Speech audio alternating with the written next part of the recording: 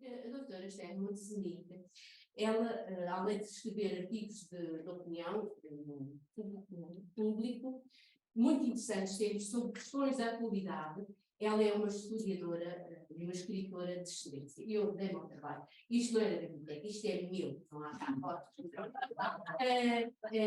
Eu tenho os livros dela, todos são uma grande fã, imagina. Ela escreveu este livro, este que eu gostei imenso de ver, Judeus Portugueses. Ela investiu sempre muito, e isto também serve de introdução ao porquê do museu. Vou explicar. Os Judeus Portugueses, uma história de luz e sombra. É muito interessante este livro. A gente consegue perceber o judaísmo em Portugal, como ele se desenvolveu. Não é um romance, é baseado em fontes que ela estudou, que ela aprofundou. Este também é muito bonito. Auschwitz, um dia de cada vez. Muito interessante este livro também, escrito por os portugueses no Holocausto, um deslumbre este livro. Um deslumbre este livro. A gente consegue perceber tudo que envolveu. Este eu até tenho. Os outros não tive na fila, porque quando há a apresentação, uma enorme das caras é assim. Este muito bonito sobre Graça Nazi, uma história muito bonita desta mulher, portanto, porquê que eu trouxe estes livros? Para explicar que a presença dela aqui, Esther, é valiosíssima para nós. Nós sabemos que a Esther tem um trabalho, uma investigação do judaísmo em Portugal, do judaísmo para além de Portugal. Trabalha com fontes, é um estudo rigoroso, não é um estudo assim light, é um estudo de profundidade. Estes livros que ela escreveu comprovam que estes livros não são romances, não são ficção, isto é com factos provados. E o museu, que a Esther já está a trabalhar há bastantes anos, que, enfim, com as suas contrariedades, com o seu percurso, é a coroa das doutoras Esther Montesenita.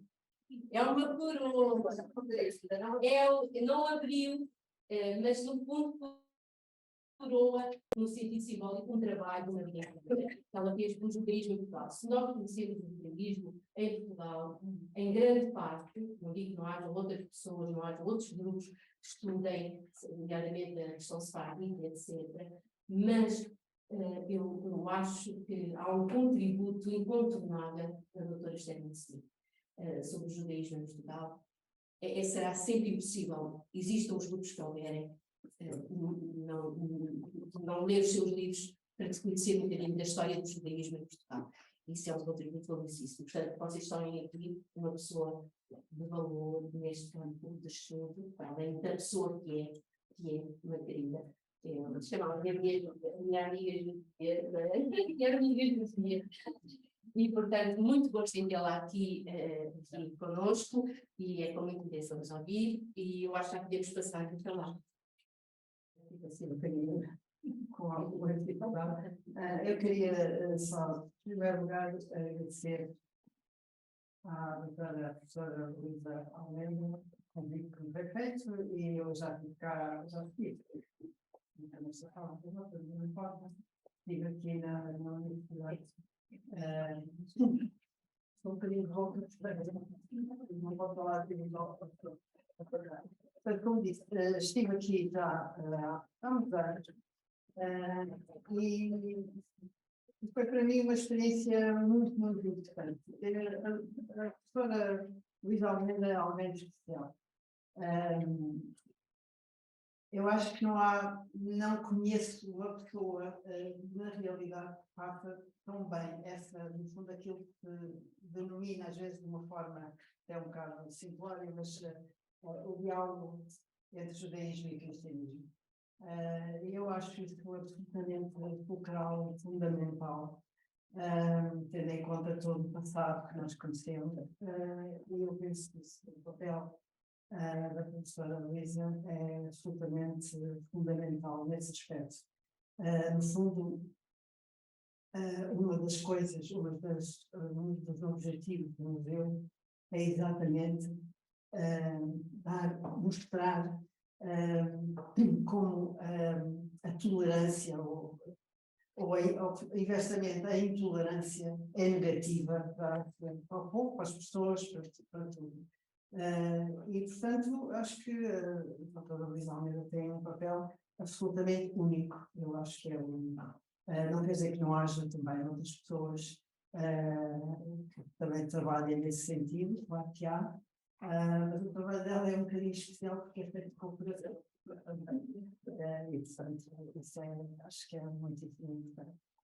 Eu venho-vos falar, portanto, em primeiro lugar, eu estou aqui, sou, portanto, nós criámos uma associação que se chama Associação Haggadah, e chama-se Associação Haggadah em hebraico, como sabem, não, que na Páscoa judaica, em Pessach, lê-se ceia própria, lê-se um livro que conta a história da fuga dos escravos do Egito para a liberdade. E Haggadah quer dizer narrar, contar. Ora, nós o que vamos fazer no museu é exatamente contar uma história. E é por isso que surgiu a ideia portanto, ao criarmos uma associação que está a preparar o museu, portanto, o museu ainda não existe, não é? Mas, portanto, estamos a prepará-lo, e já vou explicar um bocadinho como, estamos a prepará-lo e resolvemos, portanto, na associação, de facto, dar esse nome à Haggadah, porque é uma história que vamos contar, não é? Porque é um museu judaico em Portugal. Não, é Lisboa, digamos assim. Porque a realidade é um museu que vai estar sediado em Lisboa, embora vai contar a história dos judeus portugueses a nível nacional. Mas pronto, está sediado em Lisboa. Na verdade, porquê é que nós decidimos criar este museu? E, como disse a professora Luísa, há décadas, não é há anos, há décadas, que eu tinha esta vontade, este sonho e esta preocupação, porque é uma preocupação, já posso explicar porquê, de criarmos este museu.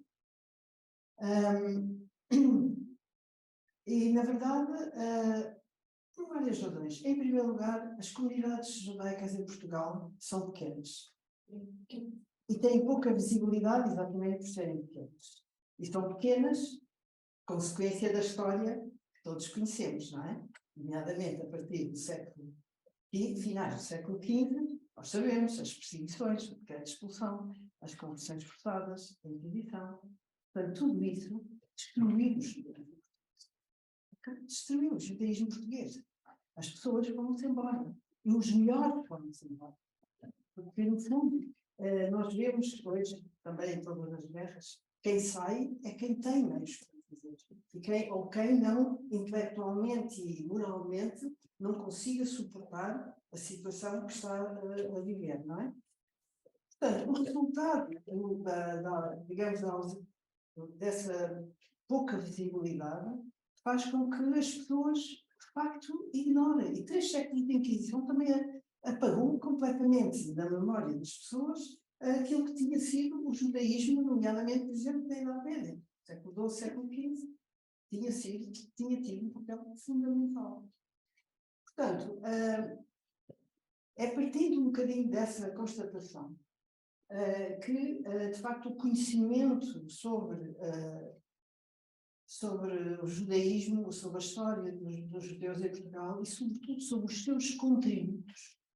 Porque o nosso museu, e eu já vou, digamos, detalhar um bocadinho, mas o nosso museu vai contar a história com o seu lado sombrio, que acabei de dizer, não é? Das perseguições, tudo isso, mas também o seu lado de luz. E nós vamos no museu, nós não queremos de maneira nenhuma que as pessoas saiam do museu a dizer coitadinhos dos judeus. Nós queremos que as pessoas saiam do museu a dizer não sabíamos que esta contribuição que foi dada. E nós vemos que durante a Idade Média, portanto, a presença judaica em Portugal é data, pelo menos com vestígios concretos, data do Império Romano. Nós temos uma pedra de anel que hoje em dia faz parte do Museu da Arqueologia, mas que, portanto, nós temos um apoio a alguns museus nacionais, e um deles é do Museu da Arqueologia, com cedência temporária ou não. De facto, essa pedra de anel tem uma menorá, portanto, que é o candelabro de 7 braços, que é o símbolo máximo do judaísmo, não é a estrela de David, é a menorá, contrariamente àquilo que as pessoas, muita gente acha que, pronto, é a estrela de David, não é. É o que está no passaporte também. Então, o passaporte é o candelabro. E não é o candelabro de 9 braços, porque esse é relativo a uma resta concreta, que é a Hanukkah. Não, é o candelabro de 7 braços. E, portanto, estava eu a dizer, acho que me perdi um bocadinho, mas, portanto, estava a dizer que, na verdade, portanto, o nosso museu, exatamente, começa nos tempos, que é visível nos tempos muçulmanos, e, portanto, é uma história de cerca de 2000 anos, e é uma história que é muito rica, em primeiro lugar pela sua longevidade, mas também pela pluralidade de culturas a que os judeus foram acompanhando ao longo destes séculos, não é? Por exemplo, portanto, os romanos, em primeiro lugar, os visigodos, muçulmanos, e depois, com a Reconquista, portanto, cristã, não é? Portanto, essa diversidade cultural marcou e continua a marcar, de facto, o próprio judaísmo português. E isso é importante, nós vemos isso ao longo da história, vamos percorrendo a história, quando percorremos a história do judaísmo português, nós vamos vendo também essas influências e essas características. É uma história muito rica, que nós vamos contar no museu, e, digamos, a nossa missão no museu tem, nomeadamente, 2 aspectos fundamentais. Um deles é mostrar o valor da diversidade cultural. É uma coisa que, infelizmente, hoje em dia, com muitos dos nacionalismos extremos que estão a aparecer, e nós sabemos, não é? Que se considera que o estrangeiro, os judeus não são estrangeiros em Portugal, os judeus portugueses não são estrangeiros em Portugal, que é uma coisa que muita gente ainda considera, não são bem, que são os outros, mas na verdade, portanto, as pessoas, a diversidade cultural é uma coisa que enriquece o país. Traz coisas novas, traz iniciativas, traz culturas diferentes, portanto é algo que de facto beneficia o país. E portanto é esse também o nosso objetivo, é dar a entender às pessoas que a diversidade das culturas, e a nossa em particular, mas as outras também, como é óbvio, são um contributo fundamental para um país onde as pessoas estão. Isso é um objetivo. Um outro objetivo é também percebermos bem, ao longo da história, nós podemos tirar uma conclusão. Quando é que os judeus portugueses puderam contribuir mais para a nação da qual fazem parte?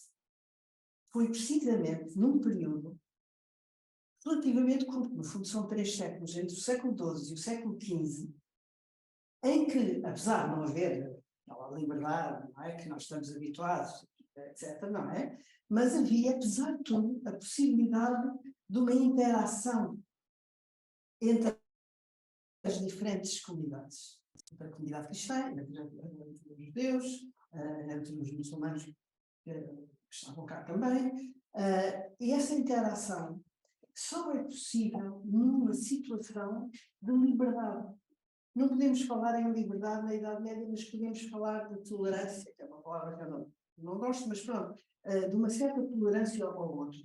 Portanto, os judeus, por necessidade, provavelmente também do próprio país, com certeza, os judeus deram contributos imensos na medicina, na astronomia, na impressão. O primeiro livro impresso em Portugal foi exatamente um livro, portanto, em hebraico, não é? Em letras hebraicas, mas, portanto, foi a primeira impressão.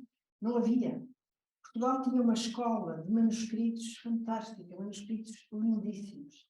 Infelizmente, quando Dom Manuel decreta a expulsão, que não expulsa, porque ele quer que os judeus fiquem cá. Portanto, é um decreto de expulsão que se acaba em conversões obrigatórias, conversões forçadas, 3 meses depois do decreto de expulsão. Portanto, ele não deixa sair os judeus, eles mantêm-nos aqui, quer mantê-los aqui, mas como cristãos. Chamados cristãos novos. E, portanto, ao mesmo tempo, ele vai, que ele queria casar com a filha mais velha dos reis católicos. E essa era a condição que ela punha, e que os reis católicos punham, para o casamento. Porque eles tinham acabado de expulsar os judeus em 1492, em 1496, e exigiam a mesma coisa de Portugal. Então, o que é que ele vai fazer? Vai proceder às conversões forçadas e vai acabar com todo o património que existia em Portugal. É por isso que nós temos tão pouca coisa. Vocês veem através do país, sim, nós sabemos que na Guarda havia uma judiaria, nós isso sabemos disso tudo. Também temos na Torre do Tombo muitas coisas sobre a Inquisição. Agora, sobre os aspectos positivos, não temos nada quase. Temos muito pouco. Temos muito pouco. Porquê? Porque, por exemplo, os manuscritos. Vou dar só um exemplo pequenino, que é muito expressivo. Acabamos por descobrimos que os manuscritos estão em Londres. Portanto, eu telefonei para lá, já há uns tempos, não é de agora, já há uns 2 anos, talvez.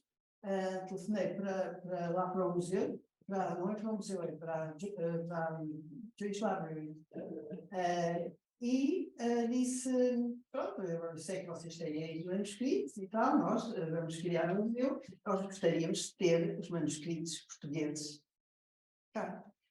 Eles disseram, não é engraçado, tantos séculos depois, aquilo que nós vos podemos fazer é uma... exatamente. Portanto, pronto, ou seja, de facto, Portugal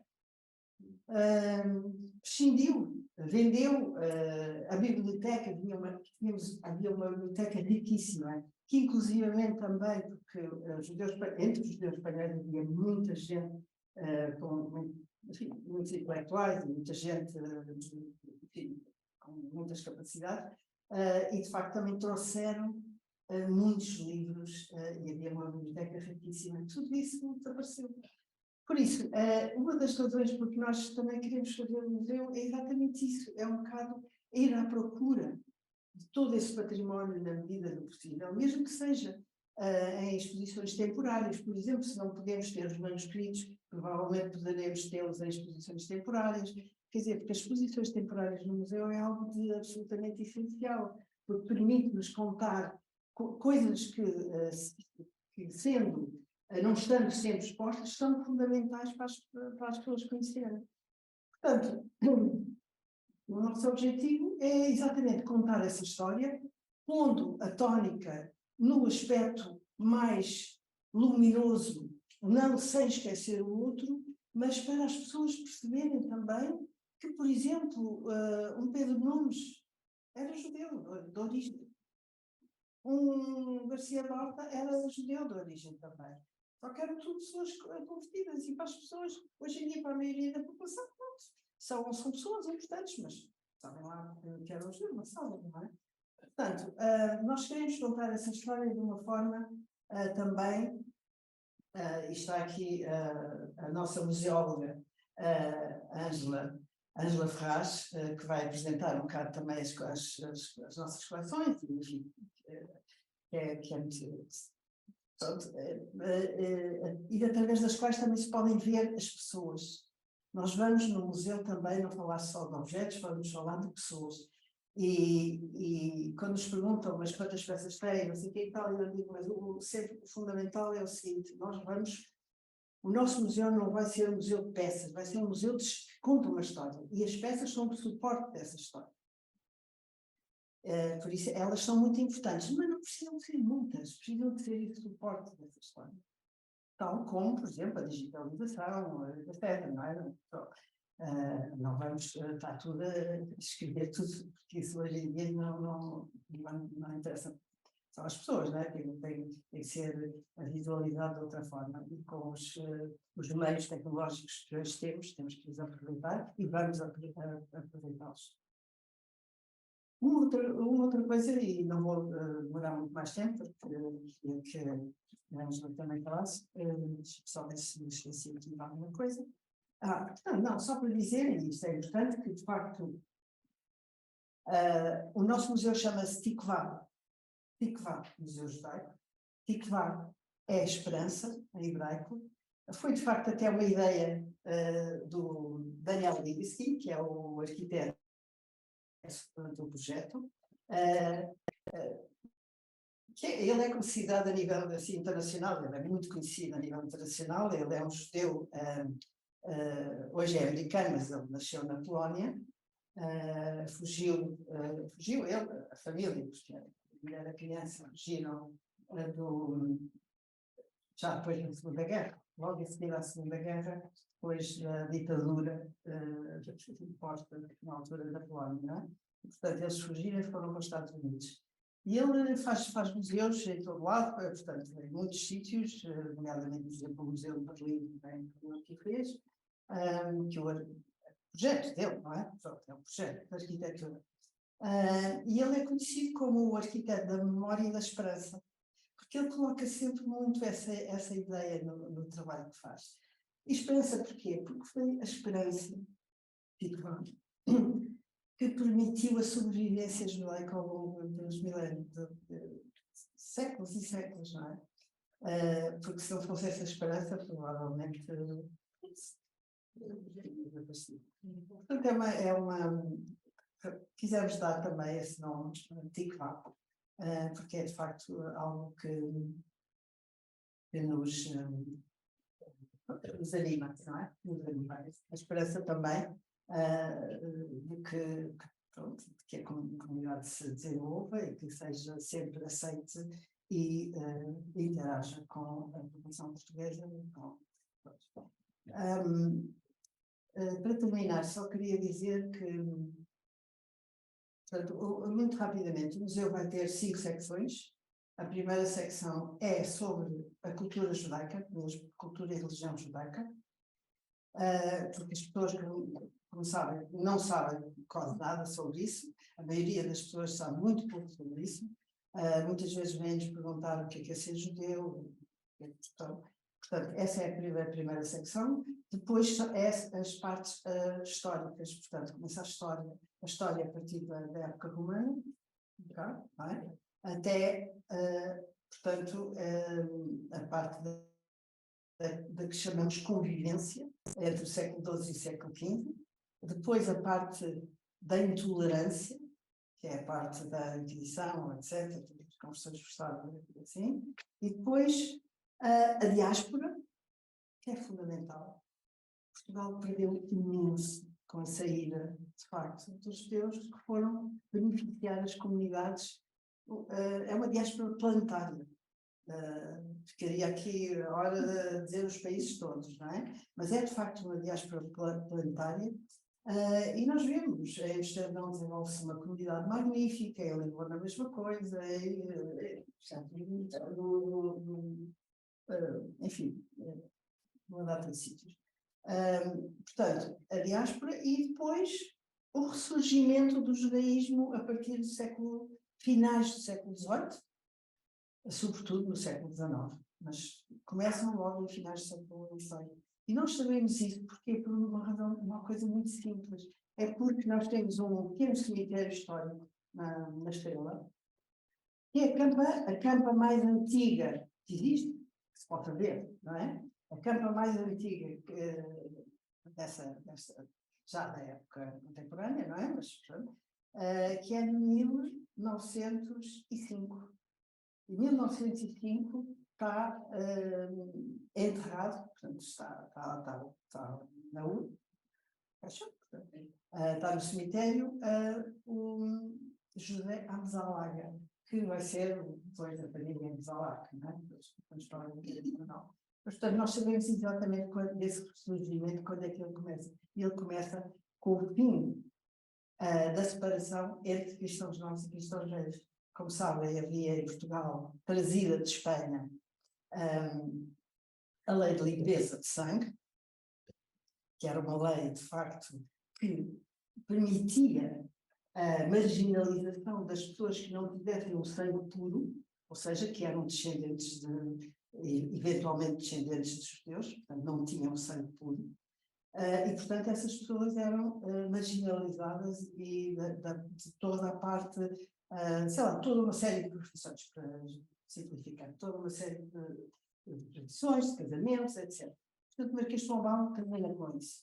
Termina com isso também sob pressão dos diplomatas e intelectuais, os chamados estrangeirados, que estavam fora do país e que olhavam com os olhos do estrangeiro, que olhavam para Portugal e viam os votos de fé sucederem.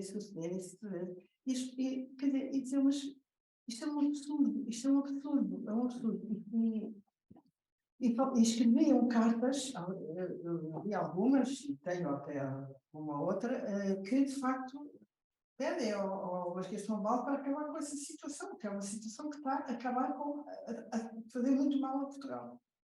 Portanto, é 1773, a partir dessa altura, portanto, o Marquês de Pombal, em 1773, acaba com essa separação, e a partir dessa altura, portanto, começam a chegar, de facto, judeus, mas mesmo como judeus, portanto, não se escondem atrás de nada, não é?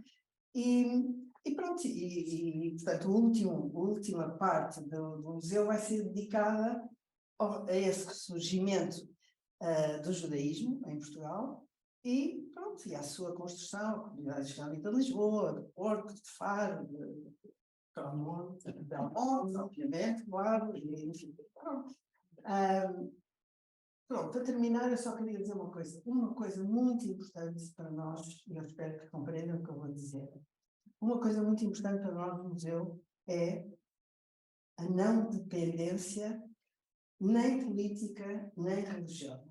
Ou seja, nós temos, como não podia deixar de ser, temos uma ótima relação com a comunidade israelita de Lisboa, faço parte, outros fazem parte, mas somos independentes. Porque a independência é a credibilidade. Tal como a liberdade permite a inovação, a criatividade, o contributo, tudo, também a independência e a credibilidade. Porque se uma pessoa vai ao museu e vê, pois não podem falar daquilo, porque pronto, é a comunidade que não deixa, ou é o governo que não sei o quê, não. Portanto, para nós, a independência é um aspecto muito importante do nosso trabalho. Então, muito bom dia a todos. Queria começar por agradecer a oportunidade de estar aqui a falar de um projeto que tanto me entusiasma e do qual é um privilégio fazer parte. Enquanto gestora de coleções do futuro Museu Tito Vá, eu vou falar naturalmente das coleções de uma forma muito breve, eu não sei quanto tempo tem. Bem, isto vai ter um exercício de seleção contínua. E, portanto, é dar um bocadinho a conhecer as coleções que existem neste momento e aquelas que se perspectivam, e também falar sobre o trabalho que temos vindo a desenvolver neste âmbito. E, portanto, para vos contextualizar, a gestão de coleções... Assim meio. A gestão de coleções tem que ver com todo o trabalho sobre as coleções, naturalmente, que tem que ver com a documentação, e a documentação, eu vou falar um bocadinho sobre isso, é um trabalho que nós damos muita atenção, a conservação, naturalmente, e depois havemos de dar também à exposição, entre outras tarefas, que começa logo também com o trabalho de incorporação, que tem que ver com a seleção dos objetos. E quanto a isso, nós temos um cuidado particular, porque nós queremos ter objetos relevantes que nos ajudem a contar precisamente essa história que a Esther falava. Portanto, queremos ter objetos que estejam alinhados com a missão e com os objetivos do museu. Portanto, não é só ter objetos por objetos, porque como a Esther falou, isto não é um museu de objetos, é um museu que tem objetos que servem para contar uma história. Portanto, logo no momento da incorporação, da entrada dos objetos, nós temos este cuidado com a seleção dos objetos. E, portanto, eu hesitei um bocadinho em partilhar este slide a seguir, porque são os números valem o que valem, e portanto com muitas reservas, porque estes números são precisamente muito voláteis, mas achei que talvez vocês tivessem curiosidade em saber. E são muito voláteis porquê? Porque são os números agora aqui de maio de 2023. Podem se dar. Daqui a uma semana podem ser totalmente diferentes, porque se trata precisamente de uma coleção que está em crescimento, e felizmente para nós eles também mudam muito rapidamente. Mas para vocês também terem uma ideia, e portanto serem com estas reservas todas, não se fixarem muito nestes números, neste momento nós temos 615 objetos incorporados, portanto que fazem já parte da coleção, e temos 391 que cá estão em processo de incorporação, que estão em processo de entrada. Estes objetos vêm sobretudo, como acontece na grande generalidade dos museus em Portugal, e acredito que no mundo inteiro, vêm sobretudo através de doações. Nós temos a sorte de ter, contar com a generosidade sobretudo de coletas de particulares, de famílias que nos dão os objetos, portanto, das suas famílias, os seus espólios pessoais, e portanto são só objetos que vêm sobretudo através de doações. Depois, eu não quis deixar de colocar aqui estes 80 objetos depositados. O depósito, a Esther também falou um pouco sobre isso, o depósito é um empréstimo a longa duração. Portanto, é uma figura em que não se trata de uma doação, portanto o objeto não passa a ser propriedade do museu, mas continua a ser propriedade do seu proprietário, mas permite-nos durante longo tempo usufruir do objeto. Isto é válido para privados, mas também para instituições. Portanto, nós contamos no futuro contar com depósitos de instituições, nomeadamente, como a Esther falou, do Museu Nacional de Arqueologia, do Museu Nacional de Arte Antiga, etc. A coleção atual conta com várias tipologias de objetos, desenhos, espólio documental, escultura, fotografia, gravura, judaica inclui aqui objetos de culto judaico, livro, objetos do cotidiano, para vocês terem uma ideia, até porque nós temos muitos espólios ligados a pessoas, não é? Inclui, por exemplo, chapéus, máquinas de barbear, máquinas de malas de viagem. Portanto, podem ser este tipo de objetos, pintura, têxteis, se bem que as fronteiras às vezes na classificação dos objetos é complicado, porque, por exemplo, um têxtil pode ser um objeto do cotidiano, não é? Por exemplo, um fasto. Exatamente. Também para vocês terem uma ideia, as tipologias das quais nós temos mais objetos são, eu acho que não é surpreendente para vocês, espólio documental, fotografia e livro. O livro tem uma importância fundamental na cultura judaica e, portanto, imagino que não seja surpreendente para vocês. Como eu estava a dizer há pouco, a documentação é para nós uma tarefa fundamental do museu. A documentação tem que ver com esta recolha de informações sobre os objetos. Nós não queremos ter objetos no museu que sejam mudos, que não tenham voz.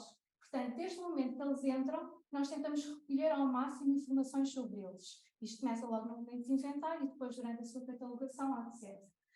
Portanto, a documentação é isso mesmo, é tentar interrogar constantemente os objetos e fazer-lhes perguntas, tentar perceber que objeto é este, onde é que está, de que é feito, qual é o seu tamanho, quanto é que vale, onde é que se encontrava, quem é que o colecionou, onde é que esteve, por onde é que passou e porquê é que nós o temos.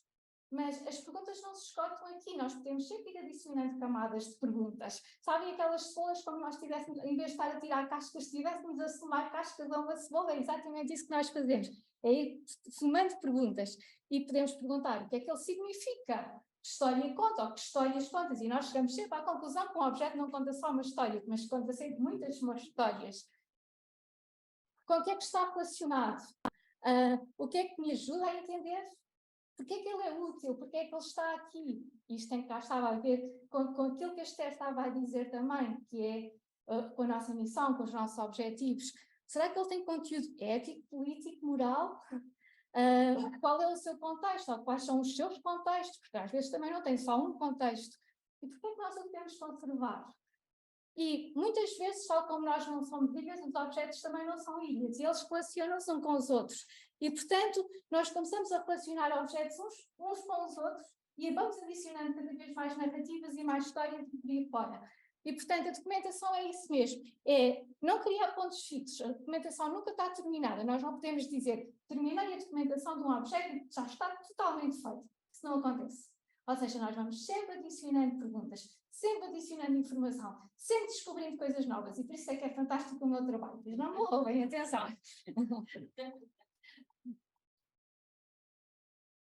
E então, vou-vos deixar aqui, muito brevemente, isto vai ter a uma maratona, falar-vos de alguns espólios. Eu selecionei, e selecionei, confesso-vos, sem grande critério, mas eu não podia deixar de falar do espólio de Samuel Levi, que é este senhor aqui com um ar muito simpático, com este ar de menino, apesar de ter 93 anos. Eu não sei se vocês já ouviram falar. Eu conheço.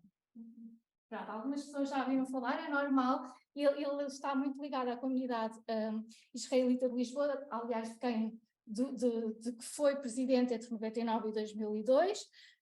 Ele vem de uma família, eu não vou ter tempo de ler isto, que é uma grande pena.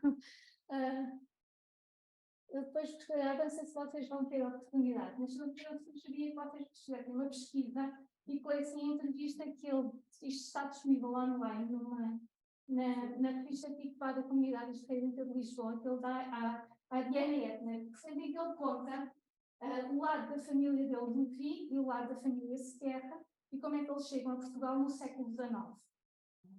E, portanto, repito, a família Levi em Lisboa, a família Sequerra em Faro.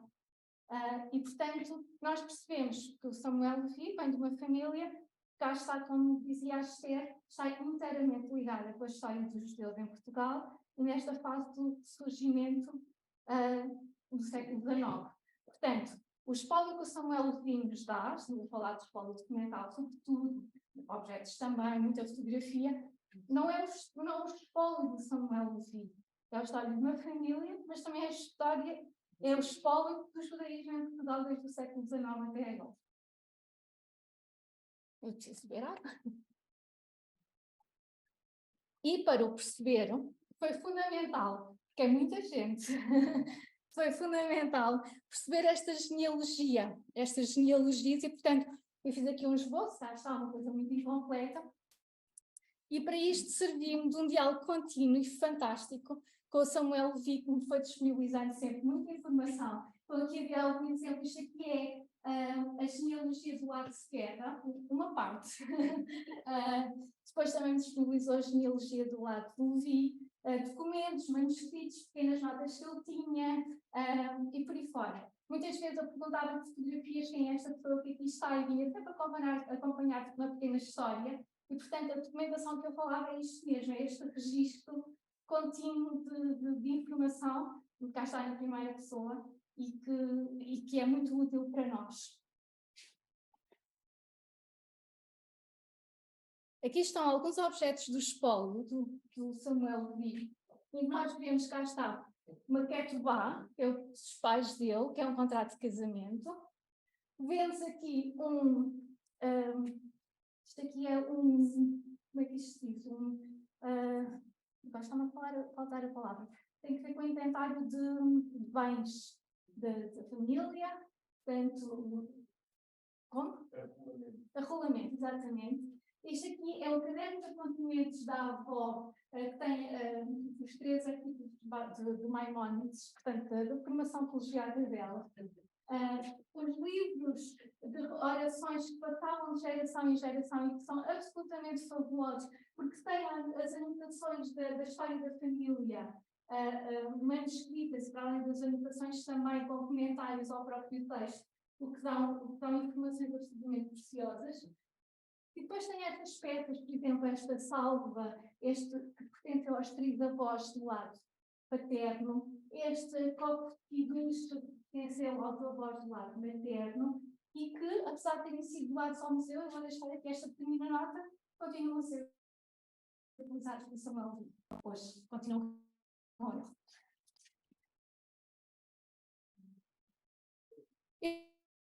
E depois há as fotografias, que são absolutamente maravilhosas. São centenas de fotografias e que cá está, contam estas histórias, não contam uma história, contam centenas de histórias. Eu podia ficar aqui o resto da semana só a contar as histórias a partir daqui, porque são histórias, cá está, não de uma família, mas sim de uma comunidade inteira, uma festa de purinho, encontros de amigos, encontros familiares, um casamento, um bar mitzvah, um apoio aos refugiados na Segunda Guerra Mundial, um encontro na praia. O irmão do Samuel com o Oscar Katz produziu aquela série de Star Trek, por exemplo, uma família ligada ao cinema e por fora. Aqui um encontro a caminho de uma circuncisão com o pai da Esther, o pai da Esther aqui muito pequenino, e o avô também, que está aqui alguns que não se vê. Portanto, cá está, não é a história de uma família, é uma história de uma comunidade inteira. Outro espólio também do Samuel Svart, vocês conhecem o Samuel Svart, imagino que já tenham ouvido falar, portanto, é um engenheiro de Minas polaco, que veio a Portugal em 1914 e que está muito ligado à Belmark, portanto, à redescoberta ou à descoberta e a Tomar também, portanto, ele compra a sinagoga de Tomar, restaura e instala aí o Museu Hebraico Abrão Zacuto. Do espólio do Samuel Svart, temos algumas espécies, entre outras, mas eu destaquei aqui estas para vocês verem quanto são interessantes, porque são do irmão dele, que também era artista em Paris, e que tem coisas como, aquilo não dá muito bem para ver, mas temos ali uns bailarinos muito interessantes, esta mãe e filhos, que é muito bonita, o retrato do pai. Este sexto, que eu ainda tenho que perceber melhor, mas que é possível que seja um sexto Sukkot, que é ligado à festa das cabanas. Ali temos uma Anukiá, cá está o candelabro de 8 braços, é uma Sansão e Dalila. E depois temos espólios ligados aos refugiados da Segunda Guerra Mundial. Este aqui da família Rosenthal tem uma história muito interessante, que foi-nos dado pela filha do Sigmund, cá está, Rosenthal, que está aqui. Esta família vem em 1936, esta família não, o Sigmund e a mãe, como é que se chamava a mãe? Tenho que me nota, a Regina, vem em 1936, fugidos, portanto, da Alemanha nazi. O pai decide ficar para tentar resolver portanto, as suas coisas, as questões dos bens, exatamente, e essa decisão foi fatal, porque ele acabou por ficar preso e passou algum tempo nos campos em França, e em 1942 acabou por ser para Auschwitz e, portanto, falece aí em 1942. Portanto, isto é a documentação da família.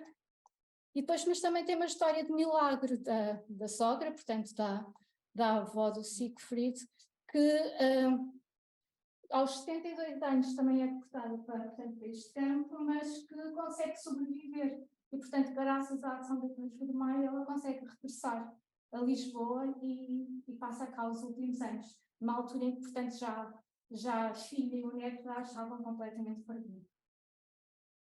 Portanto, há estas histórias também de milagres, não é? O Siegfried, portanto, passa o percurso em Portugal, aqui tem representada a secretária a dar apoio a uma associação diferente de apoio a judeus. Na comunidade de Lisboa. Depois ele, em 1942, a BBDM mandou para as Caldas da Rainha e ele aí vai ganhar a vida como professor de português, e aqui vemos a dar aulas, e aqui está ele, com o seu passaporte. Exatamente, com o J, como está aqui. E, portanto, a família Rosenthal acabou depois da guerra por permanecer em Portugal. E cá está. E nós temos a sorte de ter este testemunho, este espólio connosco. Neste caso, cá está também um depósito, que é, de facto, uma figura interessante, estes objetos continuam a ser propriedade da família, mas estão connosco, nós cuidamos, divulgamos e contamos esta história, é um privilégio para nós. Outra história desconhecida, do Yves Saint Germain, portanto, outro refugiado, que era absolutamente desconhecida até hoje. Nunca ninguém tinha ouvido falar deste homem, apesar de ser uma história muito densa, de um homem que teve uma importância fundamental na Hungria, ligado também ao cinema. Portanto, ele tinha vários cinemas, foi um produtor, ou financiou muito o cinema na Hungria, mas depois, quando ele se recusou a passar propaganda nazi nos cinemas, ele teve que sair. Portanto, toda a documentação, então isto aqui é muita documentação que nós temos mesmo deste espólio, nós conseguimos acompanhá-lo na viagem. Atenção que são 2 anos a viajar, portanto, a sair